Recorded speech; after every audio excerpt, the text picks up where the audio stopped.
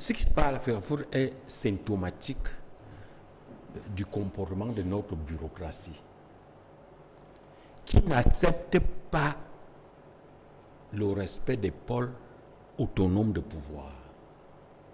Ça veut dire quoi? On crée un premier ministère. La Constitution dispose que le premier ministère assume tel rôle. Après, ces pouvoirs, on les aspire, on les met à la présidence à travers les hautes instructions. On crée les conseils régionaux pour assurer le développement de la région. Et des institutions viennent avec des enveloppes pour nommer tel, pour élire tel. Jusqu'à quand nos gens comprendront que lorsqu'on a créé des instances autonomes, il faut respecter cette autonomie.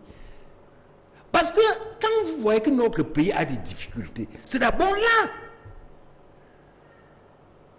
La Fecafoot est une instance conçue comme autonome. Il faut respecter. Les conseils régionaux sont autonomes. Il faut respecter. Lorsqu'on a fixé une zone d'autonomie, il faut être capable de respecter cette autonomie. Lorsqu'on voit notre Premier ministre aujourd'hui, est-ce qu'on a l'impression qu'il contrôle quoi que ce soit, qu'il contrôle sa collaboration? Pourquoi? Parce que ces programmes ont été aspirés. Donc, vraiment, on peut ne pas approuver la gestion de la Fecafoot. Mais apprenons à respecter les droits des responsables de la Fecafoot.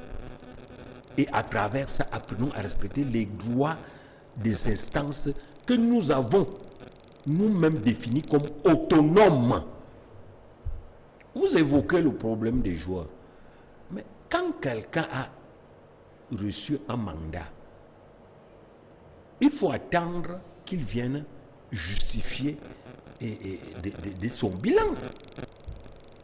Si le risque, l'actuel entraîneur, bon, quelles que soient ses motivations, s'il a décidé de mettre tel joueur à côté, bon, ça veut dire qu'il a pris. Est-ce qu'il l'a fait librement? Ah, nous n'étions pas là. De toute façon, il assume. Ce n'est qu'une question, professeur. Ce n'est qu'une question. Non, vous savez, le concept de liberté est très complexe. Il fait partie d'un groupe qui a peut-être ses choix, ses tendances.